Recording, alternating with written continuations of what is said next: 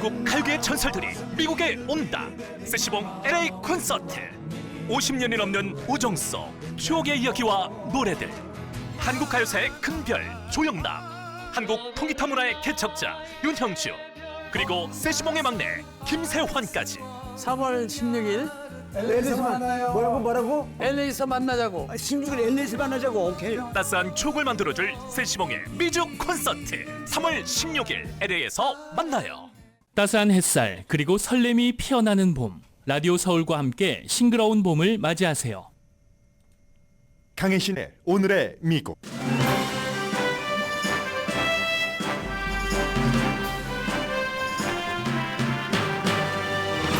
연방 대법원이 콜로라도주가 트럼프 전 대통령의 이름을 투표용지에서 삭제할 수 없다는 판결을 했습니다. 트럼프 전 대통령에게 빅토리고 연방 대법원의 역사적인 판결입니다.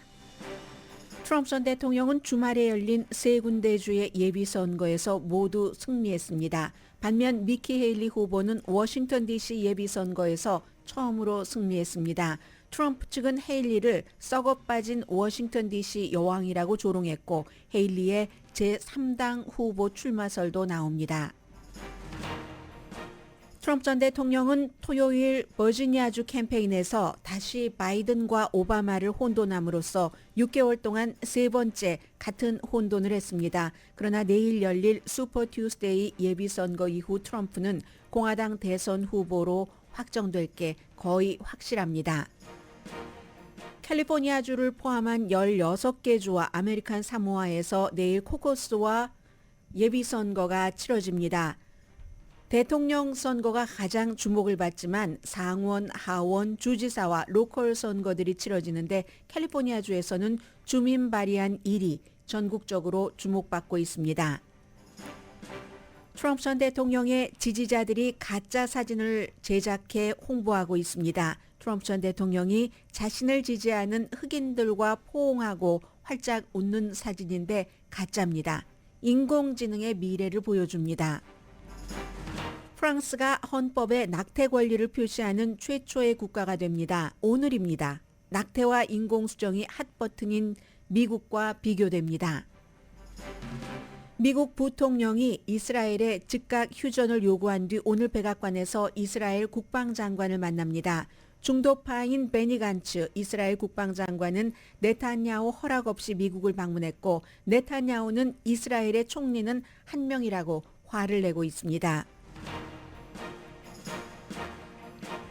여러분 안녕하십니까? 오늘의 미국 강혜신입니다. 뉴스가 이제 여러 가지 특히 이제 내일이 슈퍼 튜스데이이기 때문에 선거 쪽으로 흘러가다가 한 가지로 쫙 몰려버렸습니다. 탑 뉴스가 확 뒤집히는 그런 순간이 오늘 아침에 일어났습니다.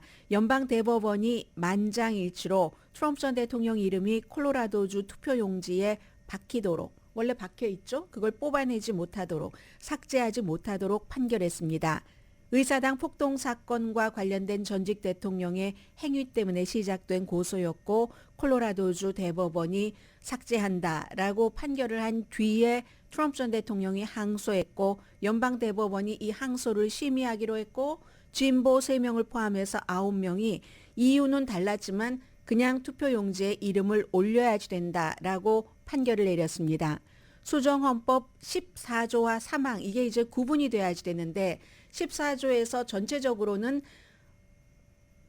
국가의 반란을 일으켰거나 반란을 일으킨 사람을 돕는 그런 행위를 한 사람이 어떤 선거에 출마할 수 없도록 연방선거에도 그런데 여기에 대통령이라고 딱히 못 박지 않았다는 겁니다. 3항을 보면은요. 그렇기 때문에 결국은 대통령이 될 자격이 없다라고 하는 사람은 전체적으로 반란이나 반란을 도운 사람은 자격이 없다라는 것이고 판결 자체는 그런데 여기에 대통령이라고 딱 명시되어 있지 않았다는 겁니다. 연방 대법원은 진보 3명이 얘기하기를 대통령이라는 게 없기 때문에 수정헌법 14조 3항에는 주 정부가 일방적으로 제외시킬 수 없다. 콜로라도라는 한 주 정부가 제외시켜서 어떻게 연방 선거를 관할을 하느냐. 결국은 의회가 책임이 있다. 이런 게 이제 진보적인 대법원 판사들의 말이 중요하겠죠. 굉장히 혼란스러워질 것이다 라고 얘기를 했습니다.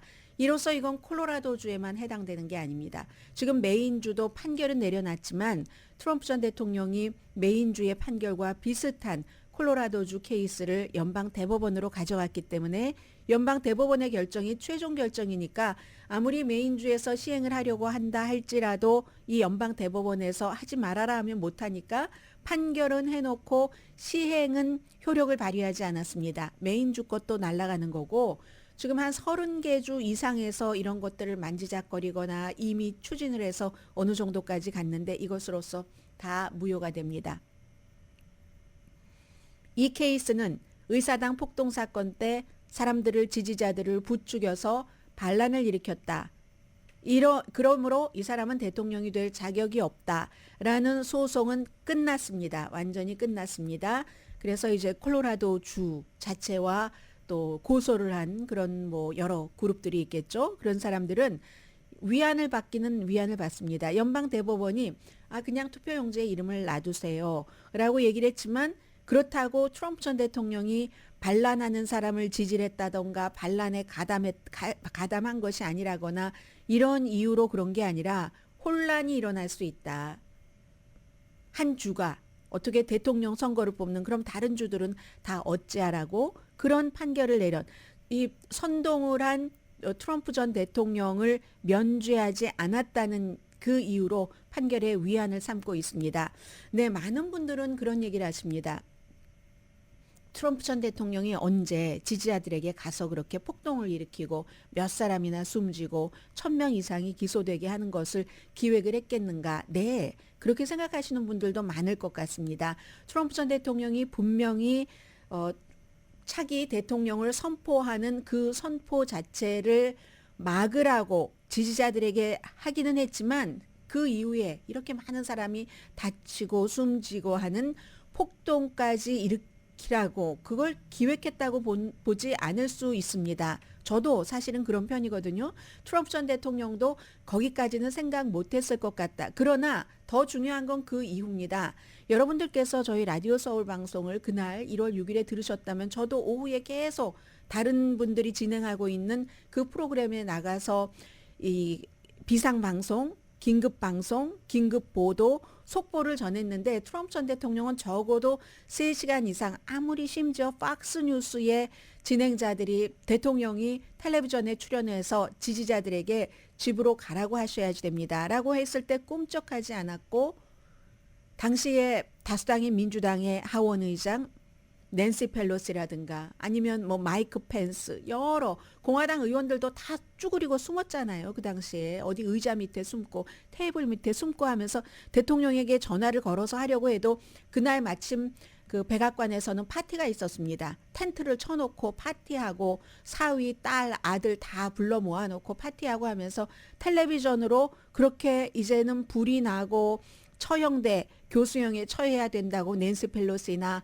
마이크 펜스 부통령을 그렇게 얘기하면서 지지자들이 온갖 그런 그 폭력을 행사하는 동안 트럼프 전 대통령은 3시간 넘게 아무런 일을 하지 않았습니다.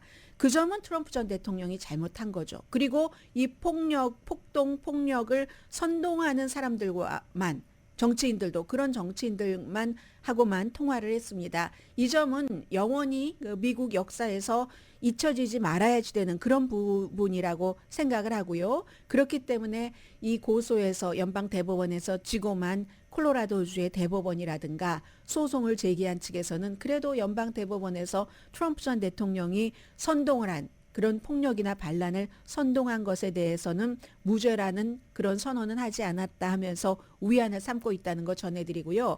이게 연방 대법원으로서는 너무나 역사적인 판결인 게 2000년도에 알고 전 그 부통령과 조지 부시라는 민주당과 공화당 후보들이 나와서 선거했을 때 대법원에서 손을 부시 공화당 후보에게 들어준 것만큼 그 이후에 이제 뭐 비슷하리만치 중요한 판결입니다. 당시에는 플로리다주에서 이제 다른 주에서 당연히 공화당은 선거인단이 아니면 대통령이 될 수가 없습니다. 왜냐하면 파퓰러 보트에서는 인구가 많으니까 도시에 많고 그러니까는 공화당은 주로 시골 베이스잖아요. 그래서 이 그냥 우리가 표를 일반 유권자들이 투표를 던진 이 표수만 계산하면 공화당은 대통령이 될 수가 없습니다. 그래서 이제 선거인단 표로는 부시가 이겼지만 알고가 훨씬 많은 유권자들의 표를 받았고 마침 한 군데에서 플로리다주에서 그게 뭐 500 몇십 표 차이니까 재검표를 하고 있는 동안에 법원에서 중단해라. 재검표 중단해라 라는 판결을 내려서 결국은 조지 부시가 대통령이 됐습니다. 그때 법원이 개입한 그 사건 이후에 이번이 뭐 이런 대통령 선거에서 연방 그 대법원 이런 판결로서는 가장 중요한 판결이 될 것 같다 하는 거고요. 사실은 이로써 앞으로도 제가 지금부터도 이 미래라는 건 어떻게 될지 모르니까 뉴스를 전해드리기는 하겠지만 이로써 2024년도의 선거는 대통령 선거는 2000년도와 똑같은 스크립트 그리고 똑같은 출연진이 나올 것 같습니다. 현재로서는 트럼프 전 대통령 대 바이든 현 대통령이 될 것 같습니다. 물론 이제 여러 가지 내일 슈퍼 튜스데이 선거도 있고 어제 특히 니키 헤일리 후보가 워싱턴 DC에서 예비 선거에서 이겼지만 이기고 제3당으로 나간다. 이러한 약간의 그 분위기 나간다고 선언한 건 아니에요. 본인은 아직 아니라고 얘기합니다. 있기는 하지만 그다지 뭐 강해 보이지 않거든요. 그 스토리 자체가. 그래서 지금 워싱턴 DC에서는 아니 워싱턴 DC는 왜 저는 지금도 이해가 안 가는데 나중에 방송 끝나고 찾아보려고요. 일요일에 선거를 하죠. 예비선거 어제 이제 워싱턴 DC가 선거를 치러서 니키 헤일리가 62.9%, 트럼프가 33.2%, 전체 투표수가요. 니키 헤일리가 뭐 한 1274표. 트럼프가 676표, 전체 유권자 자체가 한 2,000명 정도 조금 넘었다는 투표를 한 사람이 그리고 전체 유권자도 뭐 한 6,000명 정도 맥시멈 그 정도로 보는 것 같습니다. 아무튼 이 니키 헤일리의 어제 워싱턴 DC의 예비선거에서의 승리는 공화당으로서는 처음으로 대선 예비선거에서 승리한 여성이 된 겁니다. 그리고 선거가 너무 복잡해서 워싱턴 DC 어머 나는 왜 어제 투표 안 했지 하실 분들 계실 텐데 민주당의 예비선거는 6월 달에 열립니다. 그렇기 때문에 워싱턴이 워낙에 선거 치르면은 뭐 95% 이상 어떤 땐 98%까지 민주당 나오잖아요. 그래서 공화당의 유권자가 최대 6,000명밖에 안 된다는 얘기입니다. 트럼프 팀이 딱 그 니키 헤일리가 이기고 나니까 스왑프 워싱턴의 썩은 물이라서 그 썩은 물의 여왕이 됐네 니키 헤일리가 이렇게 얘기하면서 세대가리는 거기서 모든 돈과 시간을 낭비를 했고 썼고 쏟아부었고 나는 거기가 썩은 물이기 때문에 아예 선거 캠페인을 하지 않았어. 이게 트럼프 전 대통령의 얘기입니다. 아무튼 주말에 트럼프 전 대통령은 워싱턴 DC 이전에 토요일에 미주리 아이다호 그리고 이제 미시건주의 코커스도 열렸잖아요. 거기서도 다 승리를 해서 지금 내일 슈퍼 튜스데이 선거가 치러지면 트럼프 전 대통령은 공화당의 대선 후보가 되는 1215표를 확보를 할 것 같습니다. 이리하여 니키 헤일리는 어제 아주 중요한 워싱턴 DC에서 승리를 하긴 했지만 그것으로서는 승률을 내기는 불가능해 보입니다. 지금 그 트럼프 전 대통령이 247명 대의원 표를 가져갔고 니키 헤일리가 43명 가져갔거든요. 론 디산티스가 9명 더 이상 캠페인 안 하지만 비벡 라마스와미가 3명 이렇게 가져갔습니다. 리자 머코우스키라는 엘라스카주의 온건한 공화당의 연방 상원 의원입니다. 주말에 나는 트럼프에게 절대로 투표를 할 수가 없어. couldn't.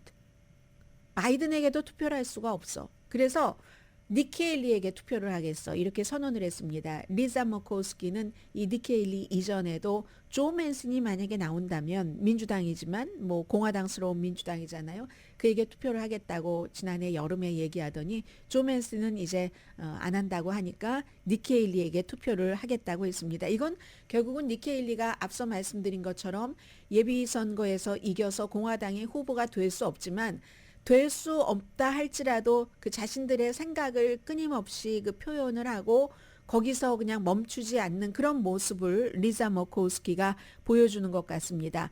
그리고 이제 니키 헤일리는 제3당 후보 출마 가능성이 어제보다 오늘 조금 더 강해졌는데 노 레이블스라는 공화당도 싫고 민주당도 싫습니다. 후보를 찾다가 레리 오건이라는 메릴랜드에서의 공화당에 인기 있던 한국의 사위 주지사가 결국은 안 나간다고 하고 상원 의원 선거에 출마하잖아요. 그러니까 안 되겠다 했고 조 맨슨에게 기대를 걸었다 안 되겠다 했기 때문에 노 레이블스에서는 니키 헤일리가 우리 그 노 레이블스의 후보가 되면 좋겠다라고 얘기하지만 니키 헤일리는 아직까지는 저는 공화당입니다. 이렇게 나의 자리는 공화당입니다. 라고 얘기를 합니다. 그리고는 이제 내일 있을 슈퍼 튜스데이 선거가 굉장히 중요한데 슈퍼 튜스데이 선거는 잠시 뒤에 말씀을 드리겠습니다. 전반적으로 조금 정리를 해드리고 그리고 캘리포니아주에서 중요한 것 이런 순서로 전해드리겠습니다.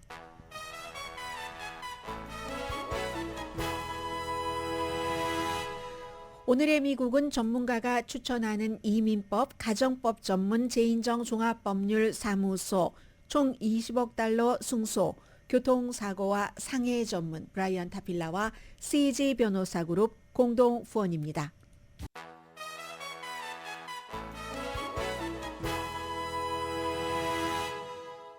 라디오 서울 방송 오늘의 미국 듣고 계십니다.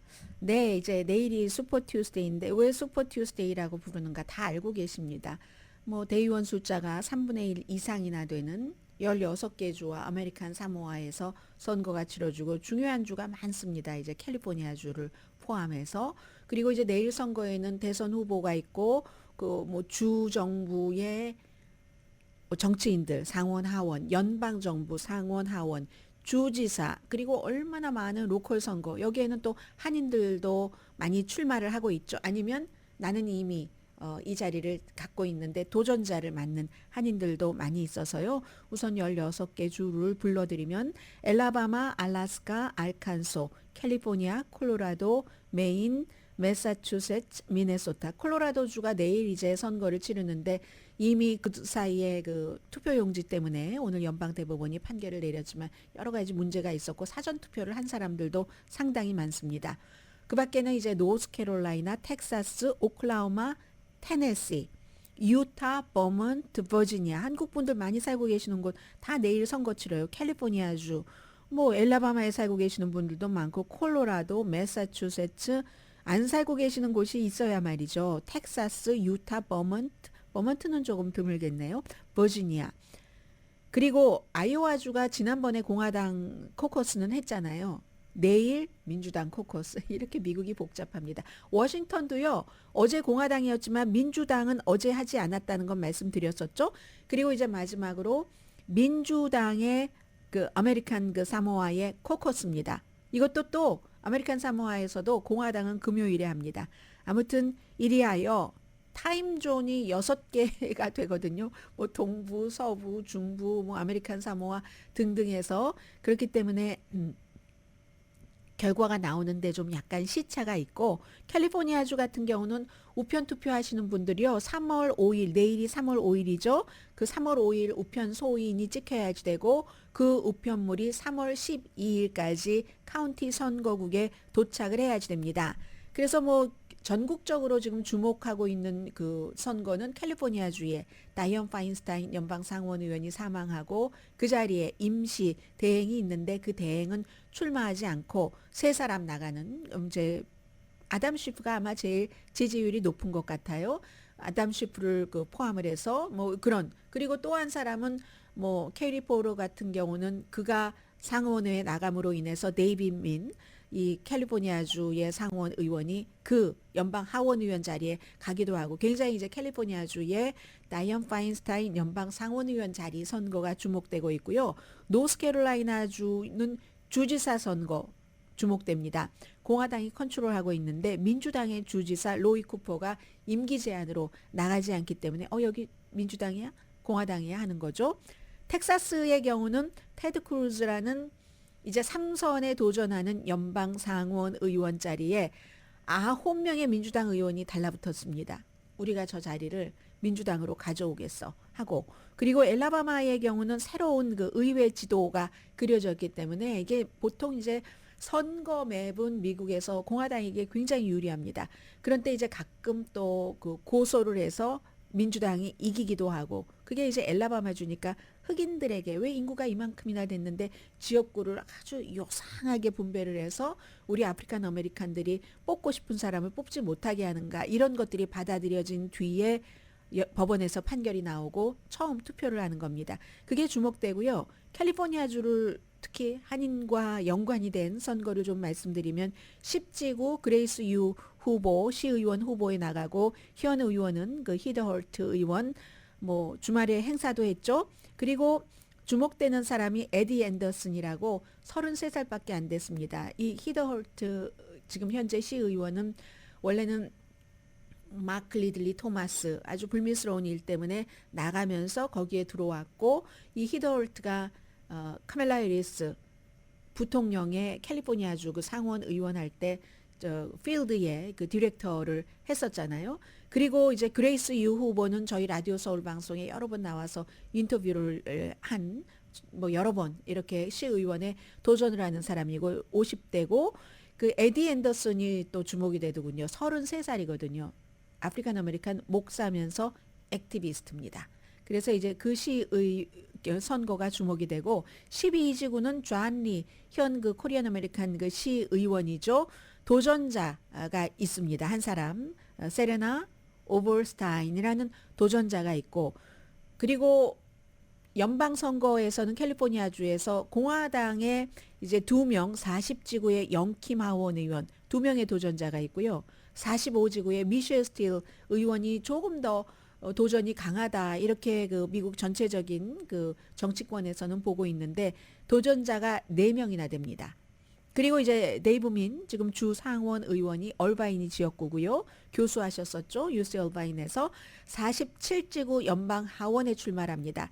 이 자리가 이제 케이리 포럴 하원 의원이 아담 쉬프와 바버라 리 연방 하원 의원과 함께 다이언 파인스타인 연방 상원 의원 자리에 도전을 했기 때문에 이제 이 47지구에 데이브민 의원이 그 출마하는 거고요. 데이브민 의원이 캘리포니아주에서 치러지는 선거 가운데서 코리안 아메리칸 가운데서는 유일하게 그 LA 타임스의 그 공식 지지를 받았습니다. 물론 신문이 지지한다고 해서 뭐 유권자가 많이 찍고 하는 건 아니지만 어쨌든 그 말씀 드리고요. 그 밖에도 무슨 뭐 지역마다 슈퍼바이저 카운티 검사장 선거도 굉장히 중요하죠. 캘리포니아주 특히 코리아타운 같은 경우는 워낙에 홈리스와 범죄 문제가 많기 때문에 조지 게스콘 그 현 검사장과 11명의 도전자가 있고 그 가운데 이제 에릭 세달이라는 부검사는 저희 그 라디오 서울 방송과 뭐 인터뷰도 많이 하고 뭐 같이 타운을 걷기도 했고 하죠. 그 밖에도 이제 뭐 통합교육부 교육의원 선거도 있고 캘리포니아주 선거 가운데서 제일 주목받고 있는 것을 하나를 말씀을 드리겠습니다. 아마 이건 캘리포니아주에서 시작되지만 미국 특히 한인분들이 많이 살고 계시는 대도시에는 많이 해당되는 이슈고 만약에 캘리포니아주에서 이게 통과되면 다른 주로 퍼져나갈 수도 있는 주민 발의한 일입니다. 정신건강 시스템을 지금의 시스템을 변화시키려는 계획입니다. 특히 홈리스 피플의 정신건강을 치료하고 그리고 이제 그분들이 살 수 있는 침대 같은 것을 마련하는 것. 찬성과 반대가 아주 강한데 현재로서는 찬성이 조금 많지만 12월 달에 비해서 그 찬성하는 강도가 지금 많이 줄어들었습니다. 64억 달러 채권을 발행한다는 겁니다. 돈이 있어야지 정신건강 같은 것을 정신치료센터도 짓고 하잖아요. 침대도 놓고 홈리스 하우징도 만들고 그래서 이제 그 채권을 승인을 하고 주정부가 돈을 헬스케어가 필요한 것으로 딱 배당을 하는데 지금까지는 이제 예방하는 것 뭐 이런 것을 먼저 하는가 지금 당장 뭐가 필요해 하는가 여기서 이제 당장 필요해 하는 것을 많이 그 중점을 둔다고 하고요.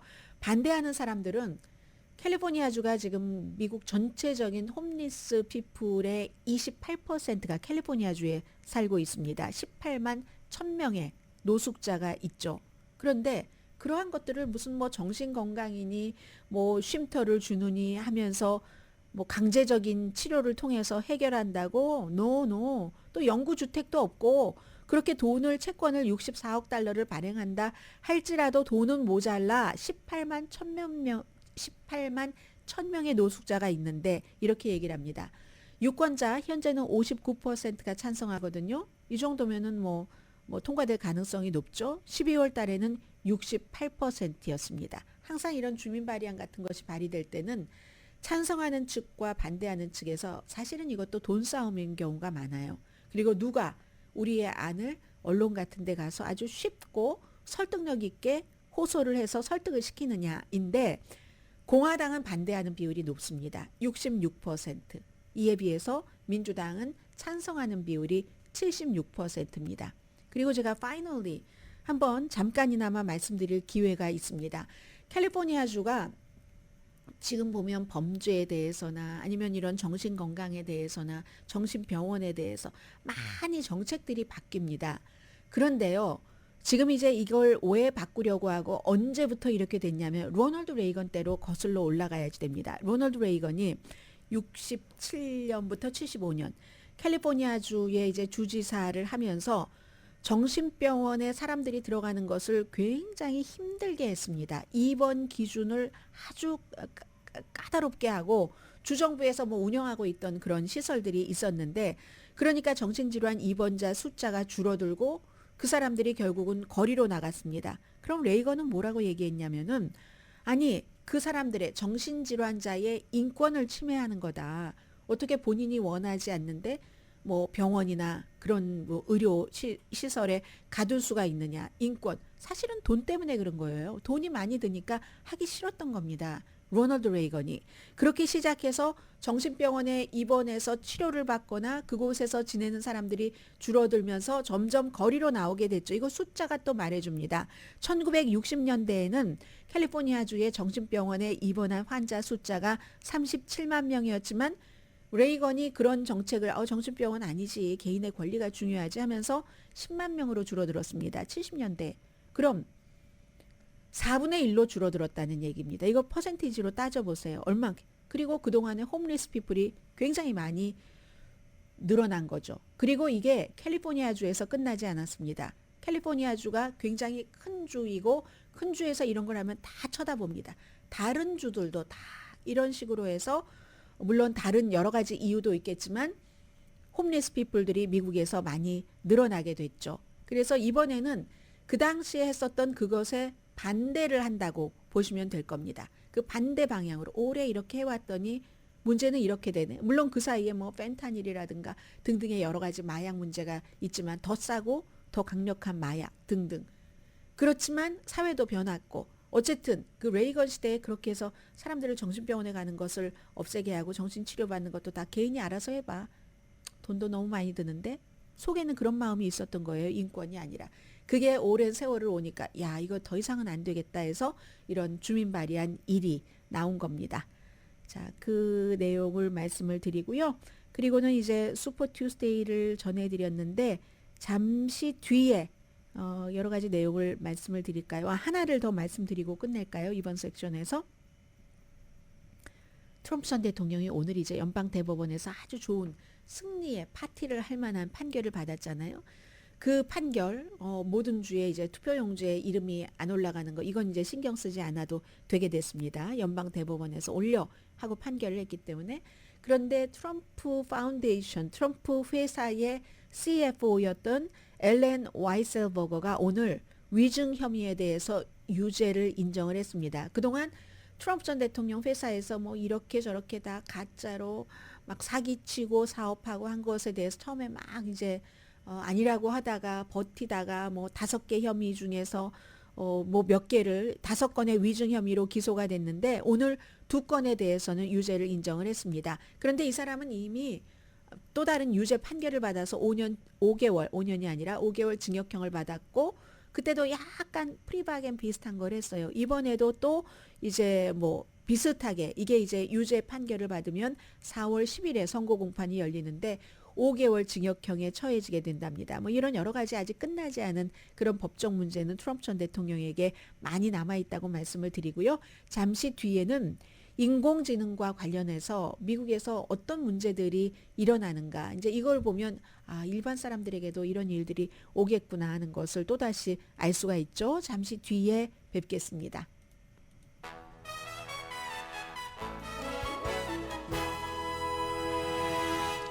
라디오 서울 방송 오늘의 미국 듣고 계십니다. 네, 지금 뉴욕타임스가 새로운 여론조사 결과를 발표했는데 2020년도에 바이든 대통령에게 투표를 한 사람의 10%가 트럼프 전 대통령에게 이번에는 투표를 할 것이다. 스위치했다는 얘기네요. 그리고 이제 주말에 나온 뉴욕타임스와 CNI의 공동 여론조사 결과에 따르면 12월 달에는 전국적인 여론조사 결과에서 가상 대결에서 트럼프 전 대통령이 바이든 대통령에 비해서 2%포인트 앞서갔는데 이번에 여론조사한 것은 주말에 발표된 겁니다. 5% 차이로 트럼프 전 대통령이 앞서간다는 건 나왔고요. 그런데 니키 헤일리와 바이든이 대결을 한다면 니키 헤일리가 45, 바이든이 35 해서 훨씬 2배 많은 게 되는 거죠. 그러나 니키 헤일리가 지금 공화당의 후보가 될 가능성은 없어 보입니다. 그리고 이제 같은 여론조사에서 특히 그 젊은 층, 45세 미만의 젊은 층이 바이든 대통령에게 불만을 많이 갖는 것. 그리고 그런가 하면은 대학 교육을 받지 않은 노동계층의 유색인종이 2020년도에는 뭐 바이든 대통령을 한 뭐 77% 투표를 했다면은 지금은 뭐 한 10%도 차이가 나지 않습니다. 한 6% 정도 차이가 나는 것으로 기억이 돼요. 전에는 한 50% 차이가 났거든요. 여기를 뭐 77%를 지지하고 그리고 이제 나머지가 트럼프 전 대통령이니까. 그런데 그게 격차가 한 50%가 6% 정도로 10분의 1 정도만 남아있고 다 어디로 가버린 겁니다. 그게 굉장히 지금 중요하게 보여지고요. 그렇기 때문에 오늘 아침에 어떤 동료가 얘기를 하던데요. 트럼프가 대통령이 되는 거 아니냐고 하던데 누가 알겠어요? 그걸 누가 알겠어요? 라고 말할 수밖에 없지만 그러나 지금부터는 이제 시간이 조금씩 흘러가면 지금 8개월 남았잖아요. 무당파가 중요한 겁니다. 무당파가 어떻게 판단을 하느냐. 지금 여론조사 결과는 계속 언론에서도 일을 해야 되잖아요. 뭔가 일을 해야지 되니까 하는 거고 이런 걸 보여줌으로써 사람들이 자신들의 생각을 정리하도록 만들죠. 그리고 결정적인 것은 무당파가 결론을 짓는다.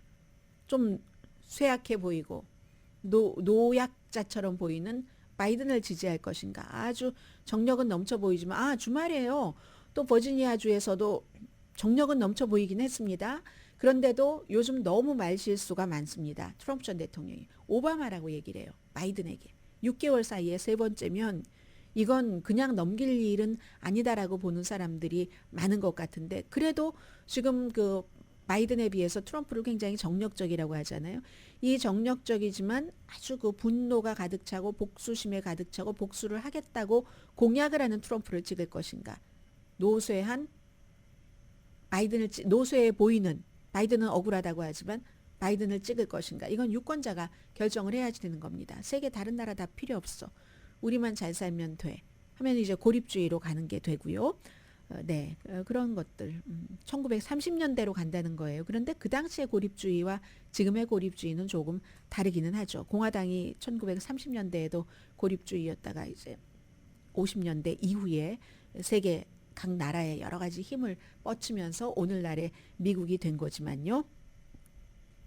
자, 이 정말 무서운 일들이 많이 일어나고 있는데 인공지능이 있죠. 지금 인공지능으로 트럼프 전 대통령이 다 앉아 있어요. 어디는 그냥 뭐 사람들로 너무 둘러싸여 있어서 어디인지도 모르고 또 다른 사진에 보면은 누구네 집 앞인 것 같은데 그런데 사람들이 활짝 웃고 있는데 사진 설명에 뭐라고 써 있냐면요. 트럼프 전 대통령이 이렇게 자동차를 타고 가다가 지지자들 때문에 내려서 같이 사진을 찍어준다. 너무너무 너그럽고 너무너무 카인드하고 한 트럼프다라고 표시를 하는데 전부 아프리칸 아메리칸들입니다. 아프리칸 아메리칸들이 너무 좋아서 트럼프 전 대통령 주변에서 하는 이런 것은 결국은 목표 자체는 2020년도 아프리칸 아메리칸이 바이든을 워낙에 많이 지지를 했기 때문에 이 지지율도 떨어졌습니다. 전반적인 지지율이 바이든 대통령이 떨어지니까. 그러니까 그걸 가져오기 위한 것이라고 보여지는데 트럼프 전 대통령과 연관이 있는지는 캠프 측과 연관이 있는지는 모릅니다. 그런 건 아직 드러나지 않았고요. 다만 트럼프 전 대통령을 지지하는 사람들이 가짜 인공지능 사진을 만들어서 그것도 이제 BBC가 아이디를 쭉 추적을 해서 사진을 보니까 처음에는 진짜 사진 같이 보이는데 나중에 보면 너무 예뻐요.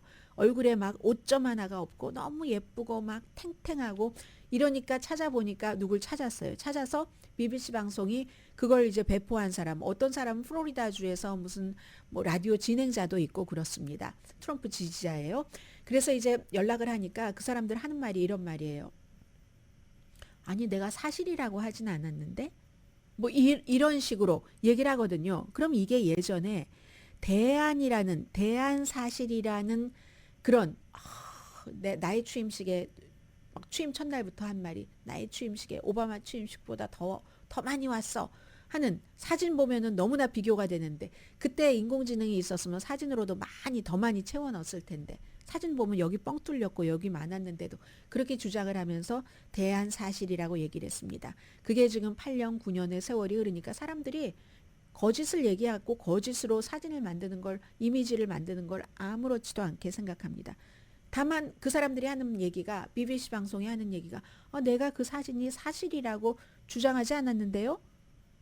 그런데 내가 뭐가 잘못했다는 거야. 이런 식이거든요. 그 조회수가 막 수백만 건을 넘었고요. 근데 일부는 그런 것을 보면서 딱 알아봅니다. 알아보고 비난을 하지만 많은 사람들은 어머 이게 진짜 사진이 아프리칸 아메리칸들이 이렇게 트럼프 전 대통령을 좋아해 나도 좋아해야지 되겠어 이렇게 뭐 간다는 얘기가 가기를 원하면서 만든 이미지가 되겠죠. 이 모든 것들이 인공지능으로 제작이 된다는 얘기입니다. 지금 뉴욕타임스와 시에나 칼리지의 여론조사 결과 아까 말씀드린 여론조사 결과와 같은 겁니다. 6군데의 스윙 스테이트에서는 흑인 유권자의 71%가 바이든을 지지할 것이라고 얘기를 했습니다. 2020년도에는요 91%였습니다. 20%나 지금 떨어졌어요. 바이든에 대한 아프리칸 아메리칸들의 그런 그 지지율이 그런 것이 있고요. 그리고 얼마 전에 여러분들께 말씀을 드렸죠. 그 바이든 대통령의 음성을 하나하나씩 다 만들어서 아주 쉽게 그런 거 뭐 1분도 안 걸린다고 하죠. 해서 뉴햄프셔 예비선거가 치러질 때 거기 나가지 마세요라고 바이든이 그렇게 얘기하지 않았거든요. 나가서 라이딘 내 이름은 거기에 없지만 왜냐하면 나는 사우스캐롤라이나주에서 제일 처음 나가기로 했으니까 뉴햄프셔는 뭐 90%가 뭐 백인 유권자고 그러니까 그렇게 그래도 제 이름을 적어주세요 했는데 나가지 말라고 그랬다고. 이런 식으로 거짓으로 만들어서 로보콜로 딱 자동 응답기로 돌려버린 이런 일들도 있었잖아요. 그러니까 한 번은 음성, 지금은 이제 이미지. 2024년도 내일 슈퍼 튜스데이 선거가 끝나고 나서 본격적으로 바이든 대 트럼프 대 바이든의 대결이 시작되면 아무런 증거도 없이 얼마나 많이 인공지능이 생성한 이미지나 동영상 등이 퍼지겠습니까? 2020년도에는요.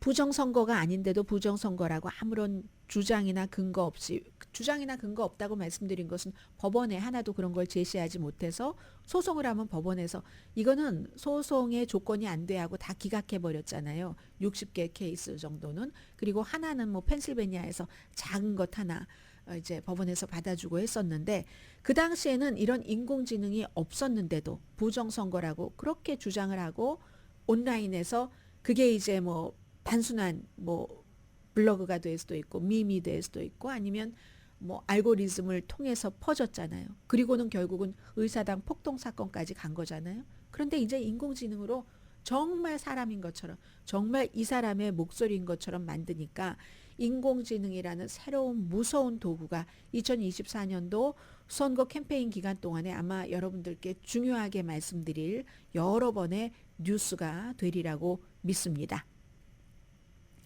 자, 그리고 이런 것들도 있어요. 그 시네이드 오코너 Sacrifice라는 노래를 부르고 막 카톨릭의 아이리쉬면서도 막 이제 뭐 그 위선 이런 것에 반발하고 있었던 가수가 지난해 7월인가요? 56세로 사망했는데 트럼프 전 대통령이 최근에 이제 트럼프 전 대통령 이 선거 유세를 많이 하니까요. 2월 24일에 선거 유세에서 딱 대통령 등장하기 전에 분위기 띄워주려고 여러 음악 나오잖아요. 그날 아바의 음악도 나왔고요. 또 뭐 여러 사람 음악 나왔습니다. 이 시니어드 오코너의 Nothing Compares to You 이 노래를 썼다고 해서 이 시니어드 오코너의 그 뭐 여러 뭐 재단이라고 할 수도 있고 뭐 후손이라고 할 수도 있는 그 사람들이 우리 이 시니어드 오코너 거 쓰지 말아라.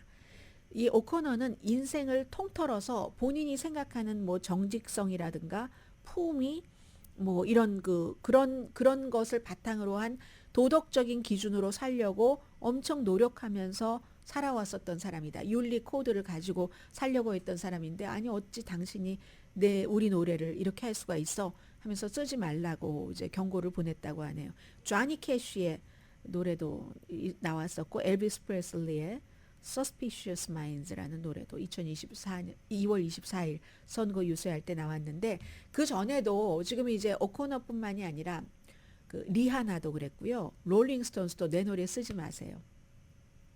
루치아노 파바로티도 넬슨 노르마를 썼거든요. 쓰지 말라고 했고 이민에 대한 트럼프의 견해가 나와 다르다. 브루스 스프링스틴 Born in the USA 그때 2020년도에 이거 하지 말라고 했는데 힐러리 클린턴을 이 브루스 스프링스틴이 지지를 했었잖아요. 영국 가수 아델, 엘튼 존도 다 트럼프 전 대통령에게 쓰지 말라고 하네요.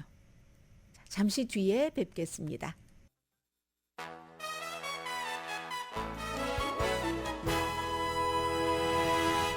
라디오 서울 방송 오늘의 미국 듣고 계십니다. 트럼프 전 대통령이 연방 대법원에서 수정헌법 14조 3항에 따라서 트럼프의 이름을 투표용지에서 없앨 수 없다라는 판결을 내린 뒤에 지금 말하려고 해서 얘기를 하고 있습니다.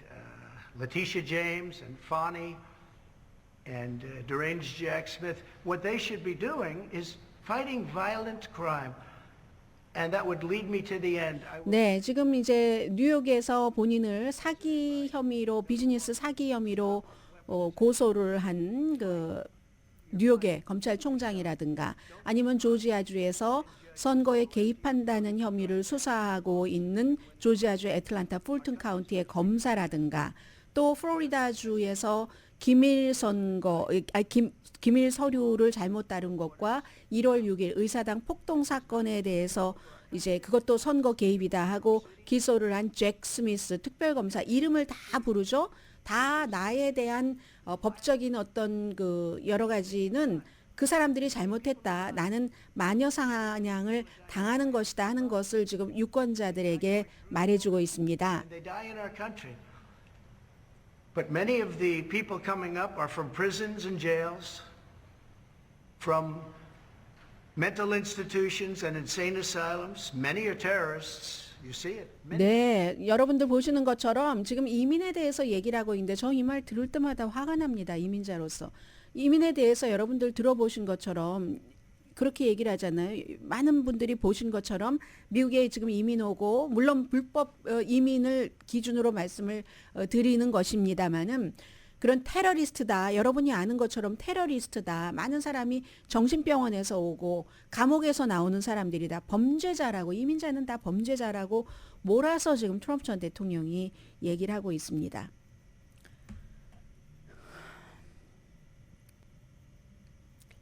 카멜라 해리스 부통령이 오늘 백악관에서 이스라엘의 베니 간츠 국방장관을 만납니다. 어제 뭐 얼마 전에 불과 그 미국이 유엔에서 즉각 휴전에 유일하게 반대표를 던지고 일관성 없어요. 미국의 이런 행동도. 그리고는 즉각 휴전을 해라라고 이스라엘에 얘기를 합니다. 가자 지구의 피해가 너무 크고 이게 바이든 대통령에게 정치적으로 나빠지니까 점점 적극적으로 그 이스라엘에 대해서 조금 반대적인 입장을 취한다라고밖에 볼 수가 없죠. 그래서 이제 휴전해라 이런 말을 하고 나서 베니 간츠 국방장관을 백악관에서 만나는데 네탄야후의 승인을 받지 않고 미국으로 온 거라는 겁니다. 하마스는 지금 또 뭐 어제 사이에 이 뉴스가 조금 바뀌어서 하마스가 6주일 휴전을 오케이, 거의 오케이 한다고 하거든요. 뭐 어제 그 이집트 카이로에서도 회담이 있었는데 상당히 진전이 있었다고 하고, 이스라엘 국내에서는 벤자민 네탄야후는 신뢰를 많이 잃어버린 건 사실이지만 자신의 정치적인 생존을 위해서 저 사람이 전쟁을 연장시키구나 이렇게 믿는 이스라엘 사람들이 아주 많답니다. 그런데 당장은 지금 뭐 선거를 치르지 않잖아요. 벤자민 네탄야후는. 그래서 미국은 백악관이 네탄야후를 이스라엘에도 위험하고 그 지역, 중동 지역에도 부담이 된다. 이런 걸 보여주고 싶다는 거죠. 이스라엘 내부와 세계에. 그래서 국방장관을 조금 온건하니까 이 국방장관이 벤자민 네탄야후보다 지금 그래서 이제 그 부통령이 지금 그 일을 맡고 있고요. 지금 가자 지구는 트럭이 가면은 그 무질서로 완전히 물건이 동이 나기도 하고, 또 전쟁 자체는 이스라엘 내부에서는 사람들이 막 가서 막 다 일하다가 말고 가서 전쟁터에 참여하고 하는데, 이게 아주 울트라 정통파 유대인들은 또 그걸 싫어한답니다. 지금까지 예외로 해줬었는데 전쟁에 참전하지 않도록 그걸 예외를 안 해줄 듯 하니까 또 이스라엘 내부에도 조금 뭔가 그 움직임이 있는 것 같고요. 우선 오늘의 미국을 도와주시는 분들부터 말씀을 드리고 마지막 이슈를 전해드리는 게 맞을 것 같네요. 오늘의 미국은 전문가가 추천하는 이민법, 가정법 전문 제인정 종합법률사무소, 총 20억 달러 승소, 교통사고와 상해 전문 브라이언 타필라와 CG 변호사그룹 공동 후원이었습니다. 10시에 브라보 마이 라이프 방송됩니다. 네, 프랑스 말씀을 조금 드리겠습니다. 오늘 미국 뉴스를 보면 프랑스에서 지난주에 이미 어느 정도 완성이 됐고, 프랑스도 양원이잖아요. 하원에서 먼저, 상원에서 나중에 해서 결국은 여성들의 낙태를 헌법으로 보장해준다 하는 게 오늘 이제 완전히 매듭이 지어지거든요. 르 베르사유 궁전에서요. 역사적으로 합동의회 회의를 열어서 헌법에 여성이 낙태할 권리를 명시한다는 겁니다. 헌법에 여성의 낙태를 명시한 국가는 프랑스가 최초가 된다고 하거든요. 임마누엘 마크롱 프랑스 정부가 이렇게 시작한 것은 미국에서 연방 대법원이 수십 년 전에 낙태를 합법화한 것을 뒤집는 판결을 보고서 이렇게 하면은 불안하지 하면서 움직임을 추진하기 시작을 했고, 굉장히 까다롭답니다. 이게요. 뭐 양원 5분의 3 이상의 찬성이 있었어야지 되는데 찬성을 했습니다. 그런데 프랑스의 상원의 경우는 거의 남자잖아요. 보수적인 사람들도 있는데 보수적인 상원도 80%가 지지를 했답니다. 프랑스는요, 응답자의 90%가 낙태 권리를 지지하고 86%는 이걸 이렇게 헌법에 포함시키는 것을 원한다는 겁니다. 이게 이제 미국과 반대 방향으로 나가는 거죠. 강혜신이었습니다.